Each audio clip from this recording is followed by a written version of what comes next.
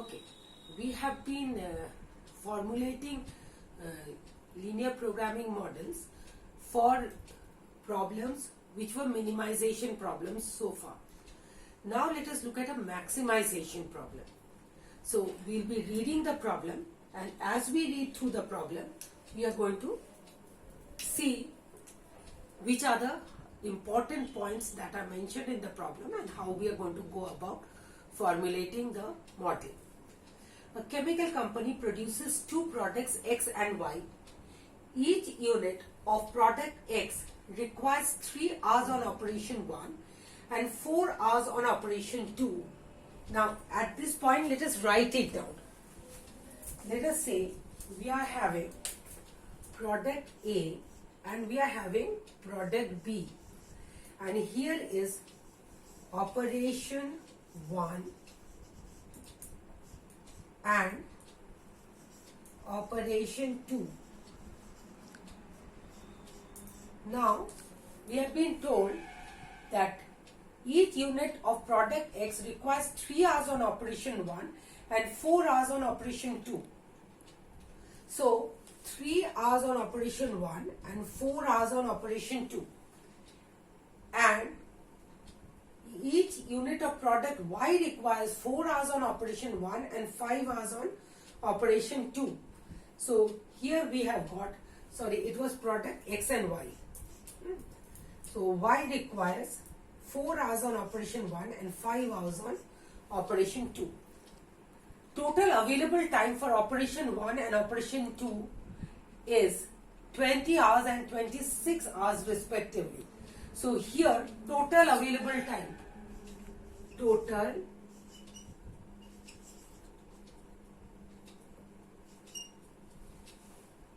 available time.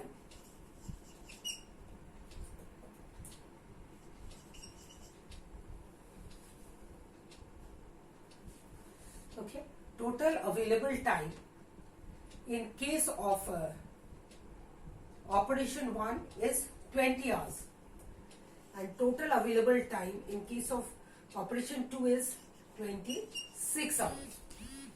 Then we are told the production of each unit of product Y also yields in 2 units of a byproduct Z. Also results, see, Y also results in 2 units of a byproduct Z at no extra cost. That means every time you go ahead and manufacture 1 unit of Y, you get another product Z, 2 units of Z for each unit of Y at no extra cost. You don't have to spend money for manufacturing it. Product Y sells at a profit of rupees 10 per unit. So let us look at the profit per unit.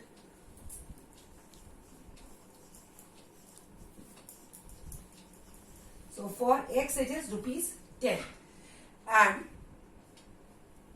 for Y, see, while Y sells at a profit of rupees 20. So for Y the profit is rupees 20. Now here is product Z. See, byproduct Z brings a unit profit of rupees 6 if sold.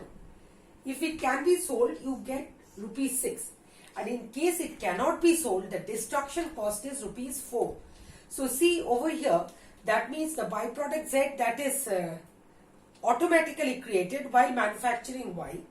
If you can sell it, then you make a profit of rupees 6. If you can't sell it, you have to destroy it, and the destruction cost is rupees 4 per unit. Forecasts indicate that not more than 5 units of Z can be sold. So at most we will be able to sell 5 units of Z. Determine the quantities of X and Y to be produced. Now these are going to be our decision variables. Quantities of X and Y to be produced. That means what are we asked to decide in this particular problem. So those are our decision variables. Our decision variables are how much of X to manufacture and how much of Y to manufacture. Keeping Z in mind, because if you can sell Z, you make a profit. If you can't sell Z, you have to bear some cost so that the profit earned is maximum. So what is your objective? Maximization of profit. Okay.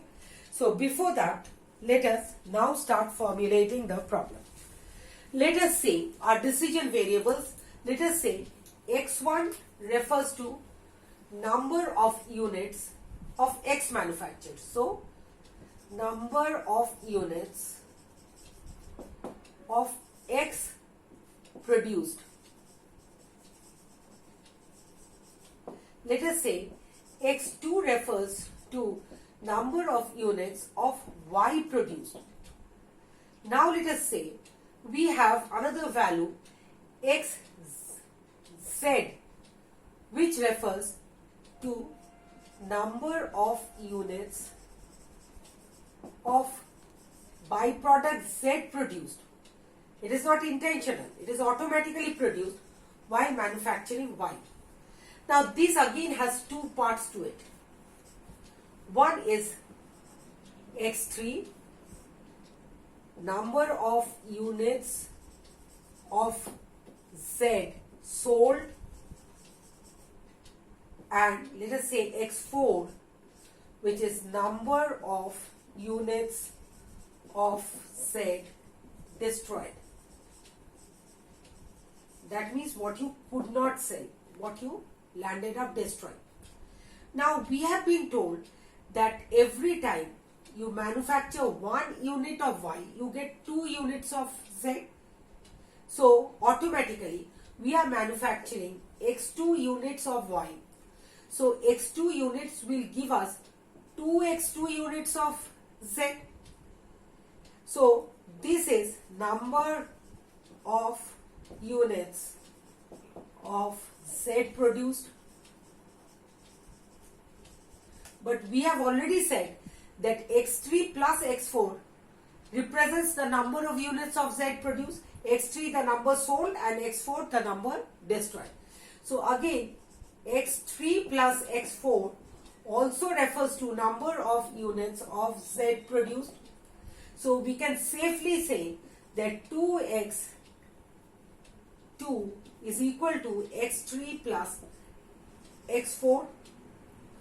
So here we have got, or we can say that 2x2 minus x3 minus x4 is equal to 0.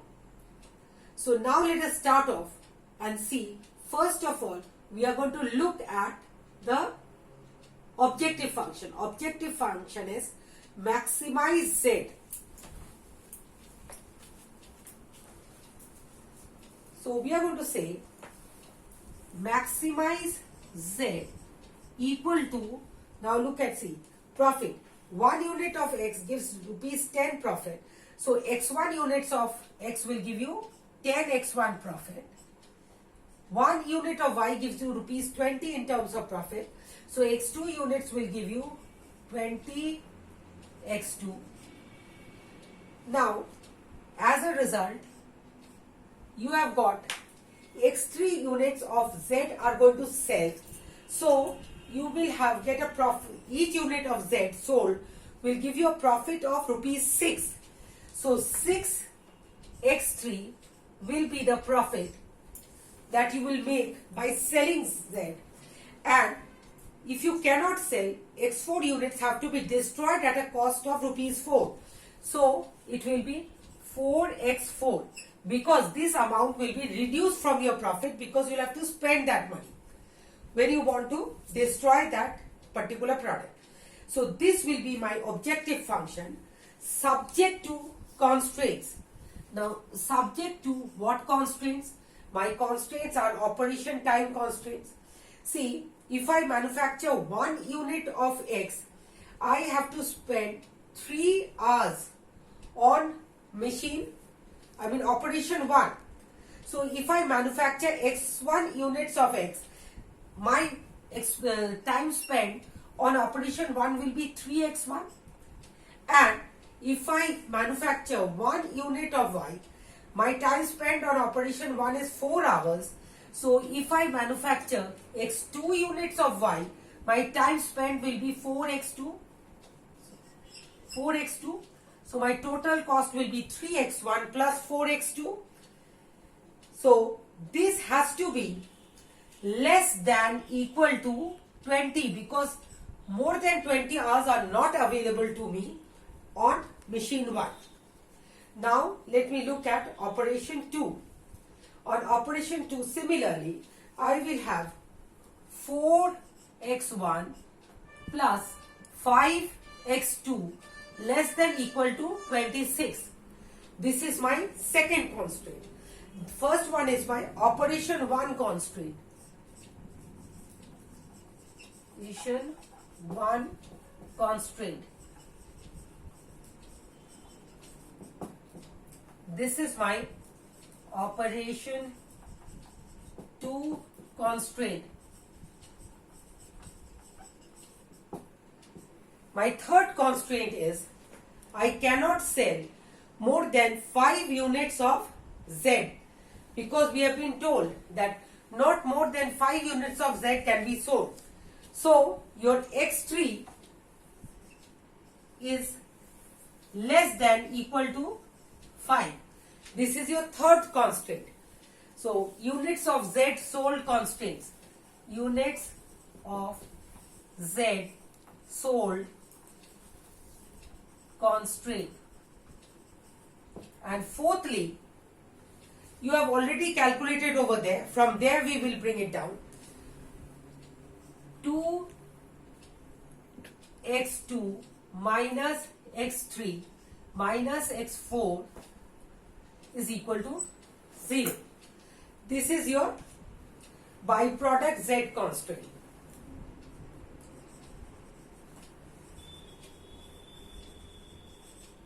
Z constraint. So these are the various different constraints that will come in, and of course we will end up with the non-negativity restrictions, that is x1 greater than equal to 0, x2 greater than equal to 0, x3 greater than equal to 0, and x4 greater than equal to 0. So here we have formulated the linear programming model for a maximization problem. So I hope over the last few lessons we have been discussing about formulation of linear programming model. So after this we will move on to the graphical method for solving linear programming problems. So I hope this module formulation is clear to you, so that when we move on to the solution of graphical, that is the graphical solution of linear programming problems, you will be able to understand that.